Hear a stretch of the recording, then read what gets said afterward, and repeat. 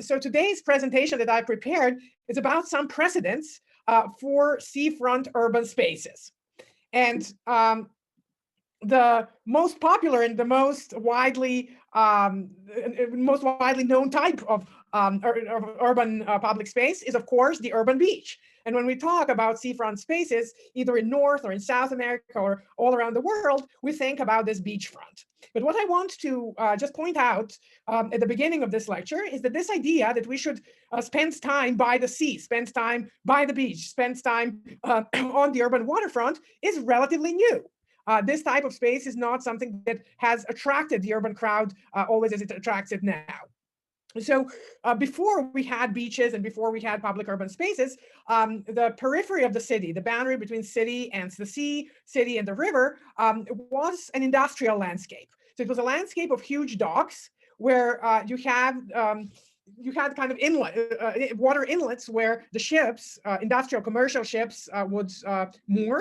And then you had huge complexes of various buildings, including warehouses, but even more importantly, customs buildings, and all these bureaucratic buildings which were there for processing the industrial goods. So here are some pictures of the docks of London from the 18th century, where you see these industrial buildings and the space for mooring the boats. And then this is another picture of a dock I found, the West India dock in the early 19th century. And basically, it's the dock for the West India Company, the company that had monopoly on trade in luxury goods with India and with East Asia. So here again, you see this architectural configuration of the dock, which is very, very different and sharply in contrast to what we understand as an urban waterfront today. So I guess you have talked a little bit in preparation for your project about the American docks of the 19th century, the most prominent ones being in New York and Brooklyn, where the entire urban waterfront was divided into these piers where the boats would land and where the industrial goods would be taken from the boats and then processed in industrial warehouses and processed administratively in these different government and customs buildings. So this is what the New York port looked like as recently as 1913. Because in this era before the airplanes, before mass use of railway, which was still not as developed as it is today, the main mode of transporting people and goods was the sea. However, somewhere in the 19th century, a little bit before that, people started developing sensibilities for looking at the ocean, not merely as an industrial waterfront or as the dangerous domain where illness and invaders would come from, but as a source of aesthetic pleasure. So you had these painters such as William Turner who tried to picture the boundary between the water and the sea as this sublime landscape. And the coastal landscape, which was considered dangerous and deadly in the past, ever since the Greek times, became this transformative experience where the individual was immersed in nature. So somewhere in the 18th century, the beach was basically invented.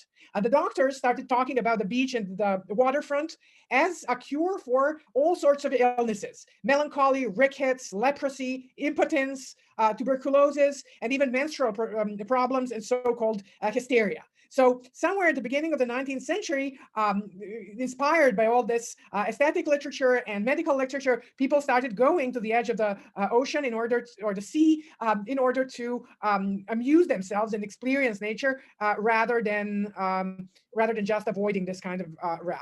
So the beach became a place of human consumption and a sought-after escape from the city and from the drudgery of modern life. And the rise of trains and tourism facilitated this cultural process.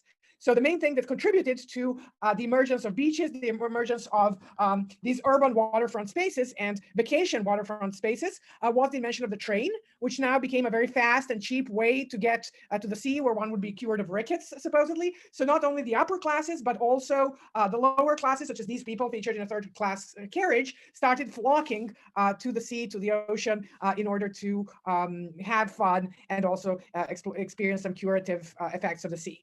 In New York, York, in America, also little trains such as this one transported people from Manhattan to the peripheries of New York City, where finally the crowds, the unwashed masses, not the upper classes, but everybody could enjoy the ocean. And this is one of the scenes from 1900 from the Coney Island beach, which was the most popular beach at that time in urban space, where it was so crowded that it is, for me, from this picture, pretty mysterious about how all these people managed to swim and enjoy the sea, where it was so crowded that you had to stand up and there was no place to lie down, basically. I mean, the popularity of these beaches, such as the Coney Island beach, were such that with the invention of electricity, the city instituted 24-hour electric bathing. So because the beach was so crowded, you could come in the middle of the night, like at midnight, at 1 a.m., and go swim on the beach. And it is important. It's important to mention the Coney Island beach because this was the first time that a space next to the ocean on the waterfront became a major urban public space, which was not only used for medical purposes, but also for all kinds of activities. So there was an amusement park on Coney Island beach, which was very popular, which was one of the main attractions. And all sorts of people, as I mentioned, came to this beach to do all sorts of different stuff. And the photographers of that time, such as Jacob Riis, were fascinated by the class diversity and the diversity of types of people who gather at the beach. And he was picturing this as a site where even the urban poor can find their place and find enjoyment. So something that you've already discussed in this class, as far as I know, is a park that was built on one segment of the Brooklyn piers in New York. The Brooklyn Bridge Park, where the Pier 4 has actually an urban beach, which is now transported from the periphery of the city to its midst. And although this is a small beach, it's kind of a token of this traditional space of leisure and social interaction, which now appears in the middle of the city, not in the periphery of the city. In the spirit of today's design of parks, the Brooklyn Bridge Park, of course, is supposed to promote bioecological consciousness. Is supposed to serve the preservation of the species. And it's a transformation of this industrial landscape that I showed in the beginning into an urban waterfront, which is supposed to be used for pleasure and for an appreciation of nature. In New York, something that's coming up as a project that will open in 2022 is field operations in James Corner's Hudson River Park, which is supposed to be the first urban beach in Manhattan. It's supposed to open on Pier 52, which I've marked here on the map. And it's supposed to be kind of an urban park with a lot of green space, a place for mooring tourist boats. And on the periphery, you have this beach. So although you can't swim in the Hudson River, the iconography of the beach and the iconography of the waterfront is such that this is going to be one of New York's main attractions. So in discussing urban beaches, I wanted to talk about the probably most famous urban beach and the largest urban beach in the world. It's Copacabana in Brazil. It's located, I'm showing the plan of Rio de Janeiro, the third most populous city in Brazil on this map. It has 6 million inhabitants and also a wide variety of different races and classes, with almost half of the population, for example, being of mixed race, and half of the population living in these favelas, illegal settlements on the boundaries of the city. So now Copacabana in this environment is a place where everybody meets, the rich and the poor, people of all races, people of all cultural backgrounds. And it's a major public space, which I think spans some 2.5 miles.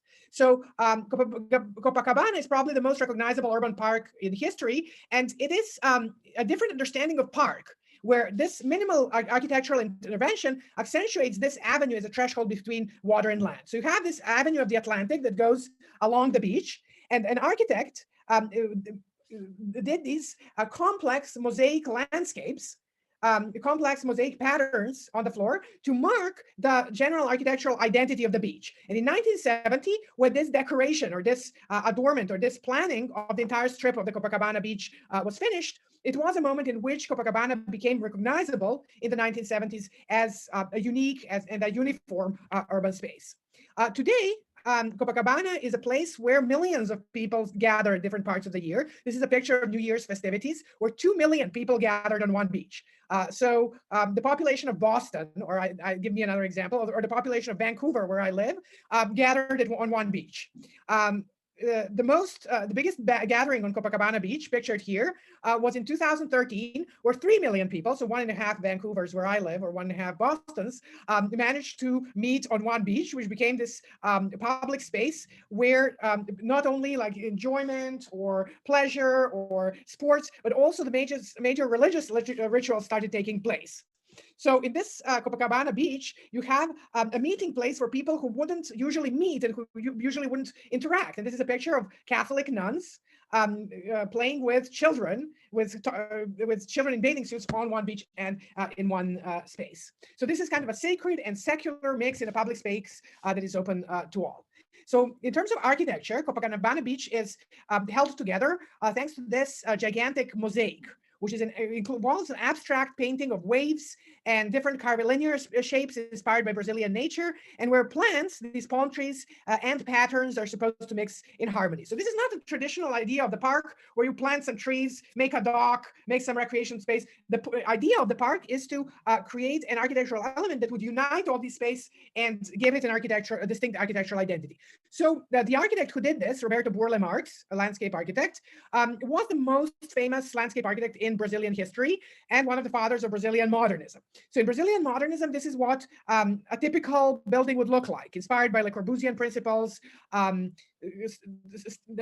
concrete structure and glass, louvers, open spaces. And this is the Lucio Costa Ministry of Health and Education, which has this Le Corbusian modernist language. And I put 1970. This was a problem. It's 1927, one of the earliest modernist buildings in Brazil. Now, on the rooftop of this building, Burle Marx started articulating a new language for Brazilian modernism, where it was, of course, about the rectangular, cubic aesthetics of European modernism, this particular language of straight lines and clear lines, but also about luscious, curvilinear forms, which were supposed to be the basis of typical Brazilian modernism. So this is his first garden on top of the Ministry of Health and Education of 27. And this is the types of patterns he made in Copacabana in Rio de Janeiro, where he just played with trying to articulate a graphic language that would be typically Brazilian.